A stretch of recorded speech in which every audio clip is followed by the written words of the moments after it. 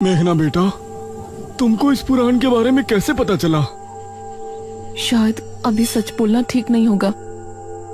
मुझे माफ कीजिएगा अंकल, मैं एक रात यहाँ अकेले आई थी, तभी मैंने उस चाबी को रखे देखा था, लेकिन वो उस तहखाने की है ये मुझे नहीं पता था। कोई बात नहीं बेटा, तुम्हारा बहुत बहुत धन्यवाद कि तुमने हमें बेरमपुर पुराण तक पहुंचाया। तांत्रिक महाराज, अब जल्दी कीजिए।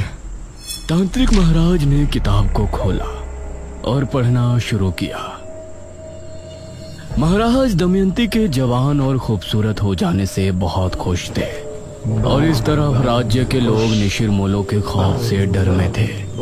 ऐसे ही 3 माह गुजर गए और एक दिन प्रजा के 2 आदमी महल में पहुंचे।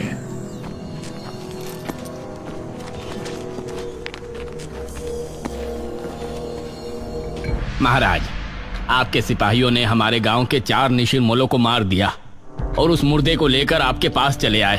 आप ऐसा क्या कर रहे हैं महाराज? प्रजा होने के नाते हमारा ये जानने का हक है कि आपने इस तरह का हुक्म क्यों दिया था और आप उन मुर्दों का क्या करते थे? इस पर महाराज कुछ बोलते उससे पहले ही दमयंती बोली, तुम्हारी हिम्मत कैसे हुई ये सवाल महाराज से करने की? दमयंती, आप हमें बात करने दीजिए। नहीं महाराज।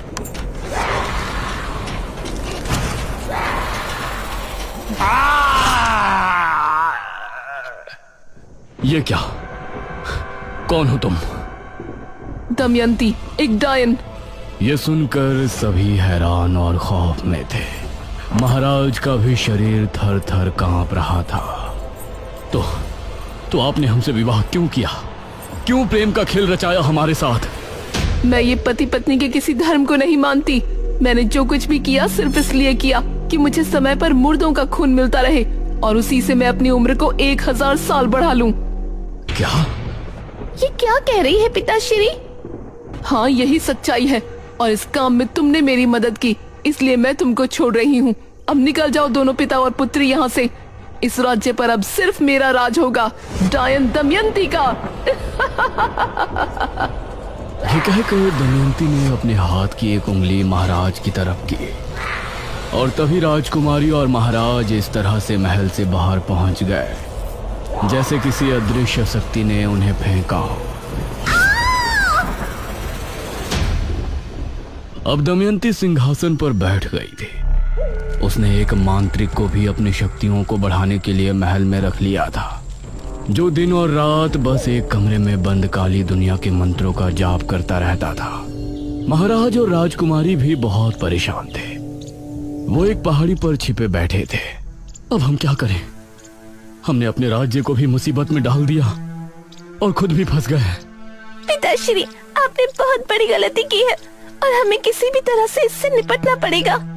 महाराज ने कुछ सोचा, फिर बोले, हमें ब्राह्मण जी से मिलकर बात करनी चाहिए। अब वो ही हमारी सहायता कर सकते हैं।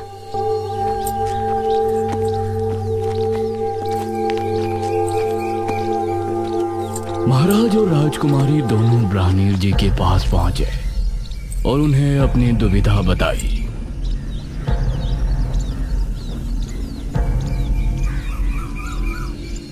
महाराज, दमयंती को मारना नामुमकिन है।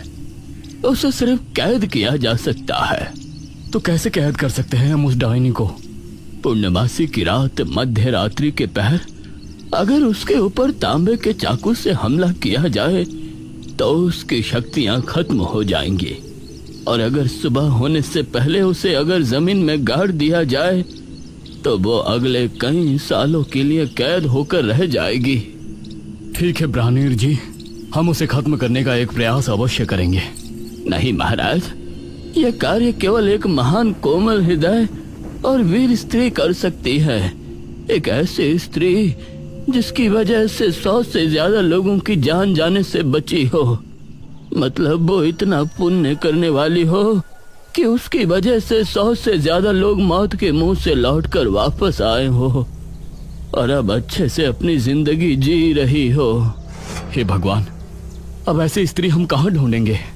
इस पर ब्राह्मण जी ने मेघालय की तरफ देखा और बोले, वो स्त्री कोई और नहीं है, वो तो आप ही है पुत्री, राजकुमारी मेघालय। यह सुनकर मेघालय ने महाराज की तरफ देखा और बोली, लेकिन हम कैसे?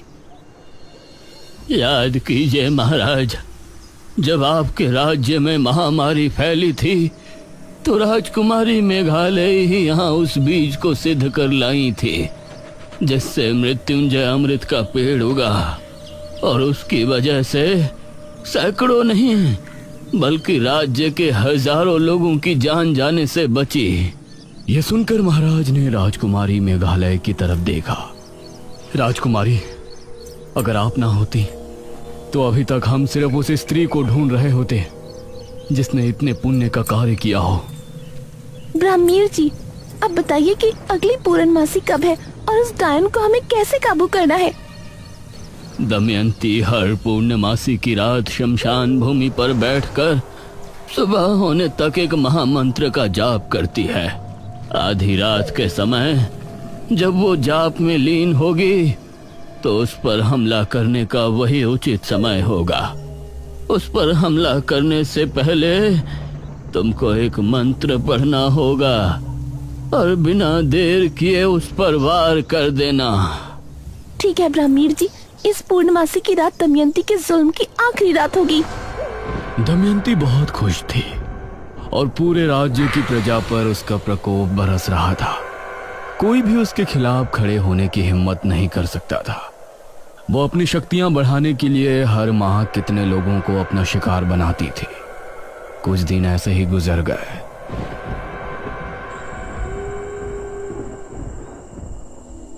आज पूर्णमासी की रात है। आज आपको अपने कार्य को अंजाम देना है राजकुमारी। ये कहते हुए ब्राह्मणी जी ने राजकुमारी को एक चमड़े की लपटी दी और फिर ब्राह्मण जी का आशीर्वाद लेकर महाराज और राजकुमारी शमशान की तरफ रवाना हुए।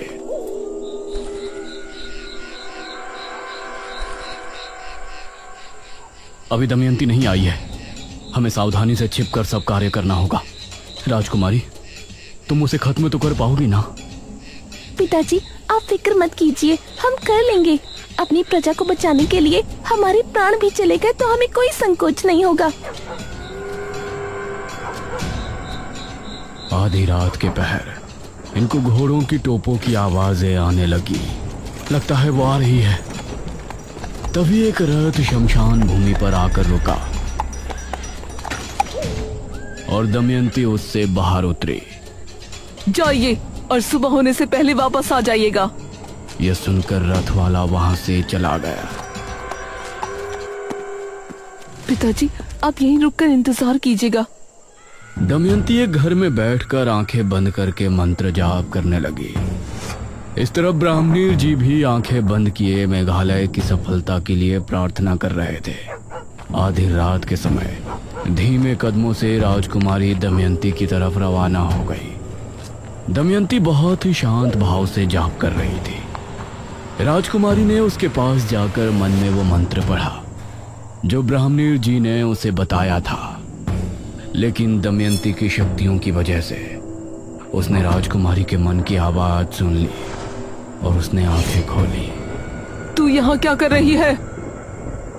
यह देखकर राजकुमारी हैरान रह गई, लेकिन इससे पहले दमयंती कुछ करती, राजकुमारी ने दमयंती के ऊपर वार कर दिया। दमयंती की चीख ऐसी थी कि वो पूरे राज्य में गूंज गई। लोगों के घरों में रखे बर्तन भी जमीन पर आ गिरे। राजकुमारी और महाराज उसे जमीन पर पड़े तड़पता देख रहे थे। तभी दमयंती एकदम शांत हो गई। उधर महल में बंद दमयंती का पुजारी बुरी तरह चीख पुकार करने लगा। महारानी दमयंती! वो बहुत गुस्से में था, लेकिन वो महल के अंदर बंधित था, इसीलिए वो बाहर नहीं आ सकता था। अगली सुबह राज्य के किले में जश्न मनाया गया। राजकुमारी की जय हो! राजकुमारी की जय हो! राजकुमारी, हम सभी आपके बहुत बहुत आभारी हैं। हमारा जीवन धन्य है कि हमें आपके जैसी वीर और बुद्धिमती राजकुमारी मिली, जिसने अपनी जान पर खेलकर हम सभी को दमयंती के श्राप से मुक्ति दिलाई। आप सभी से हमारी सिर्फ एक प्रार्थना है, हमारे पिता से जो गलती हुई उसके लिए उन्हें माफ कर दें। प्रजा राजकुमारी से बहुत खुश थी। उन्होंने उसकी बात को फौरन स्वीकार कर लिया। ब्राह्मीण जी, दमयंती को किस जगह कैद किया गया है? राजकुमारी, दमयंती को राज्य की एक गुफा के अंदर कैद किया गया है। वो वहाँ से वापस तो नहीं आने वाली ना? नहीं राजकुमारी, लेकिन अगर आप उस गुफा के अंदर पहुंची तो वो जरूर जा सकती है, क्योंकि उस पर रोक आपकी वजह से लगी है। अब आपको उससे दूर ही रहना होगा। भला हम वहाँ क्यों जाएंगे? हम तो खुद उसको एक बुरे सपने की तरह भूल जाना चाहते हैं। हमारी प्रार्थना है कि अब राज्य में सब कुशल मंगल होगा। अब सभी राज्यवासी बहुत खुश थे, लेकिन वो भूल गए थे कि अभी निशिर मोलो से वो आजाद नहीं है। जब शनिवार की रात आई और गांव में अजीब सा शोर गूंजा,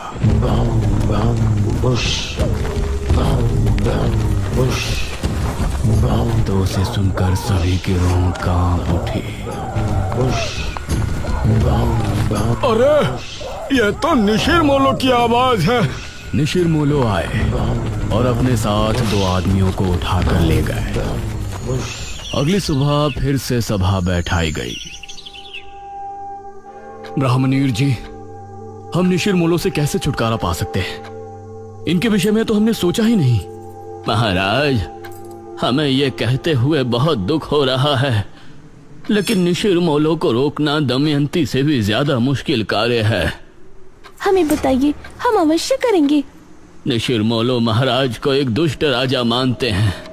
यह सुनकर राजकुमारी के चेहरे पर परेशानी के भाव भर आए। हम उनसे बात करेंगे। निशिर मोलो के गुनहगार हम हैं, तो उनसे प्रजा को मुक्त कराना भी हमारा कर्तव्य है। नहीं पिताश्री, वो आपको देखते ही मार देंगे। ये कार्य हमें करने दीजिए आप। ठीक है पुत्री, लेकिन आप करेंगे क्या? ये सुनकर राजकुमारी के माथे पर सलवटें उभर आई। अगले शनिवार सभी लोग अपने अपने घरों में बंद थे। रात के समय वही आवाज गांव में गूंजने लगी।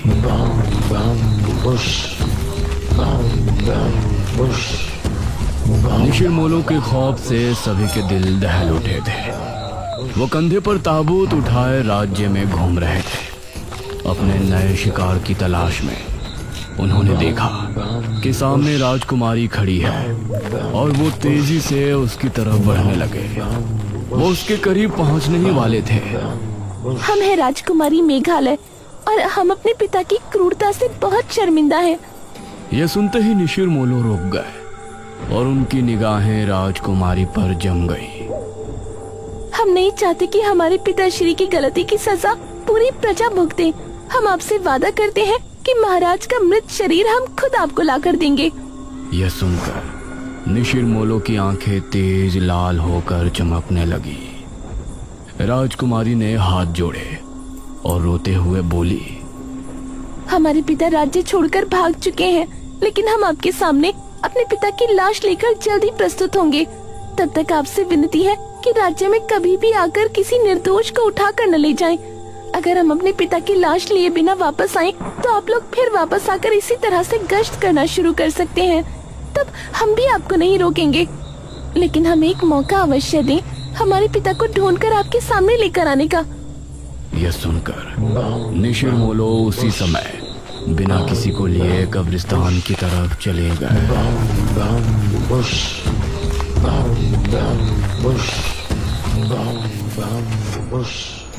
अगली सुबह सभी लोग महाराज और राजकुमारी के सामने प्रस्तुत थे। राजकुमारी, आपने उनसे ये क्यों कहा कि हम राज्य छोड़कर जा चुके हैं? क्योंकि अगर सच बोलते तो वो उसी समय यही चाहते कि हम आपको ले जाकर उन्हें सौंप दें। आपने एकदम सही फैसला किया है राजकुमारी। हमारी वजह से हमारी प्रजा मुसीबत में है। आप हमें मारकर हमारी लाश निशिर मोलो के सामने प्रस्तुत करें। यह सुनकर प्रजा हैरान थी। सभी राजकुमारी की तरफ देख रहे थे, जिसकी आंखों से आंसू बह रहे थे। हमने जो भी किया अपनी प्रजा के लिए किया, लेकिन हम अपने पिता को अपने हाथों से मारे। और उनकी लाश को निशिर मोलो को समर्पित करें, ये हम नहीं कर पाएंगे। अगर ऐसा नहीं किया तो वो फिर से आएंगे। नहीं पिताजी, हम और आप आज ही ये राज्य छोड़ देंगे और अलग अलग दिशाओं में निकल जाएंगे। इससे निशिर मोलो कभी भी यहाँ वापस नहीं आएंगे, क्योंकि हमने उनसे वादा किया है कि जब हम यहाँ कदम रखें तभी आप राज्य में फिर से आना। और अगर उस समय हम अपने पिता की लाश आपको समर्पित ना करें तो आप फिर से उसी तरह भ्रमण शुरू कर देना। राजकुमारी की बात सुनकर सभी की आंखों से आंसू बह निकले।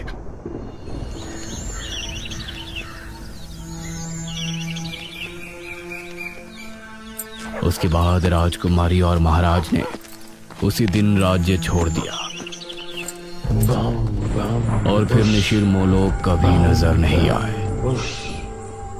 इतना पढ़ने के बाद ये तांत्रिक महाराज ने पुराण बंद कर दिया। इस पुराण के हिसाब से तो जब राजकुमारी राज्य में वापस आएंगी तभी निशिर मोलो वापस आएंगे, लेकिन अब 400 साल बाद वो क्यों लौटे हैं? क्या राजकुमारी गांव में वापस आ गई है? अगर वो आई है तो है कहाँ? ये तुम कैसी बातें कर रहे हो? भला 400 साल बाद राजकुमारी वापस कैसे आ सकती है? यही तो समझ नहीं आ रहा है कि निशिर मोलो आए हैं तो कैसे, क्या वजह है उनके वापस आने की? इसमें आगे की कहानी नहीं लिखी। महाराज और राजकुमारी का बाद में क्या हुआ? नहीं पुत्रे, पुराण समाप्त हो गया। मेघना की उत्सुकता देखकर इशिता को बहुत हैरानी हो रही थी। इतना सब कुछ जानने के बाद भी वही सवाल सबके सामने था कि निशिर मोलो वापस क्यों आए।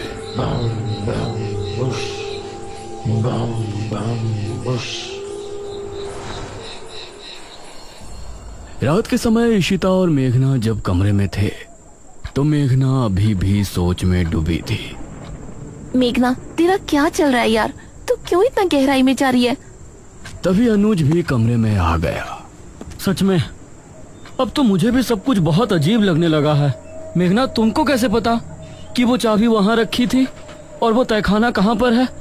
मुझे यकीन है कि तुमने झूठ बोला है। तुम राजमहल में मेरे बिना तो दोबारा नहीं गई होगी।